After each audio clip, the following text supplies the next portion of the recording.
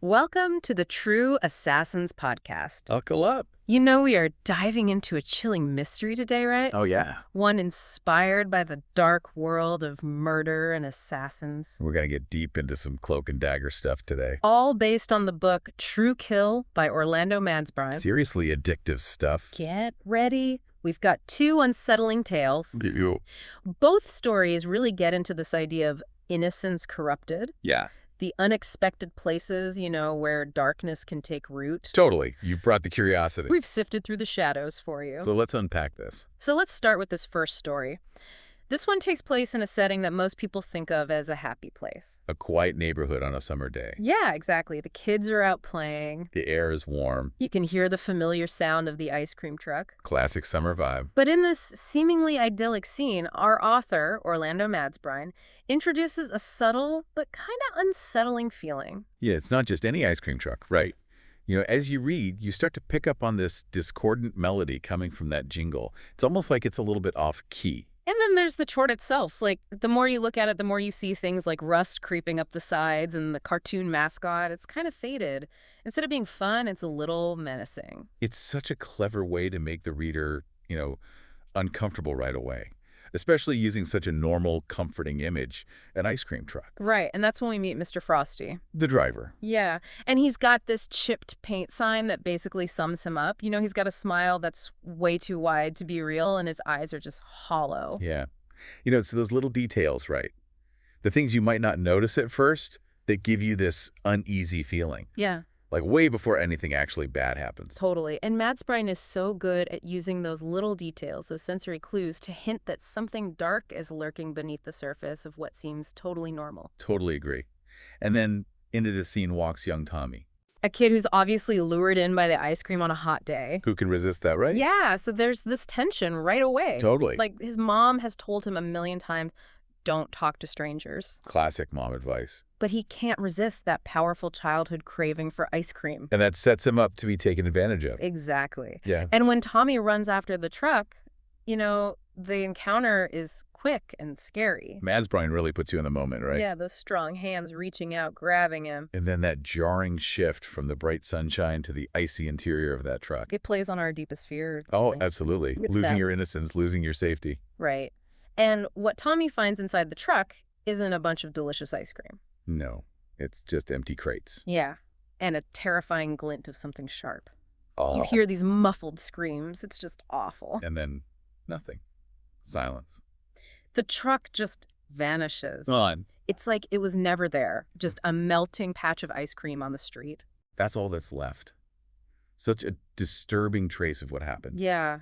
This isn't a typical kidnapping story. It's scary how efficient and cold it all is. Like the predator's so good they can blend right in, like they're part of the community. Right. And they're harboring these awful intentions. And nobody even suspects them It's just crazy to think how easily evil can hide. in plain sight. Then the story shifts. We're taken to this abandoned ice cream factory. I mean, what a contrast, right? Yeah. This place used to be all about sweet treats. Now it's this creepy, decaying scene. And it's here that the truth about Mr. Frosty is finally revealed. It's sad, really. His real identity is this former chef. Yeah, a guy who dreamed of making people happy with his food. But his dream turned sour. He becomes bitter, and that bitterness just consumes him. It twists him into something monstrous. And that bitterness becomes the driving force behind his terrible action. It makes you wonder, right? Yeah. Like, how can someone's unfulfilled potential turn into something so destructive? And then he dies.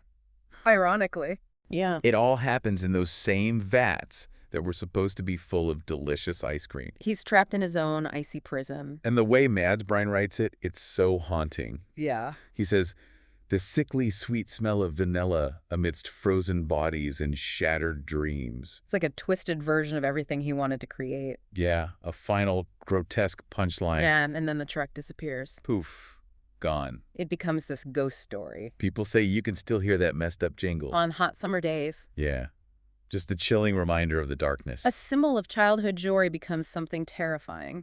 Right. It makes you think, what kind of lasting impact does something like that have on a community? It would completely destroy the feeling of safety. Especially for parents. Oh, yeah. They'd be constantly worried. And for the kids, a sound that used to mean something good would now be filled with dread. It'd be impossible to shake that feeling. Yeah. It's just so random, and the fact that it targets something so innocent. It would leave deep scars. Absolutely. Okay, let's move on to the next story. Okay. This one takes us to a completely different scene. We're going from a normal summer street to a church. A place that's supposed to be safe and holy. And we hear this beautiful hymn. Sung by a young boy soprano. His name's Lukas. It's like a world away from that creepy ice cream truck. Right, but Madsbrine does this on purpose. Oh yeah, for sure. He shows us this picture of innocence. And then, bam, he flips it. Yeah. Lukas is not your typical choir boy. He's an assassin. A blade in the shadows, as Madsbrine calls him. Working for the cardinal. His innocent voice is just a mask. It's a good reminder that things aren't always what they seem. Lukas is ordered to eliminate anyone the cardinal sees as a threat. Anyone who questions his authority is labeled a heretic. And the way Lukas eliminates them, it's brutal. He uses a garrote. Or poison. Quick and silent. No trace. And he does it all in the name of divine justice. It's chilling. It's like they've twisted faith to justify violence. It shows you how dangerous blind obedience can be. And then we meet Father Tomas. He's the opposite of the cardinal. Yeah, he's a true man of faith. His sermons are all about love and compassion. Not fear and punishment. Right. And when Lukas hears him speak, something stirs within him. Like a long-forgotten yearning. It shows that even in the most controlled environments, doubt can still creep in. And that desire for something true and good. And then the conflict comes to a head. The cardinal orders Lukas to kill Father Tomas. And this time, Lukas feels something different.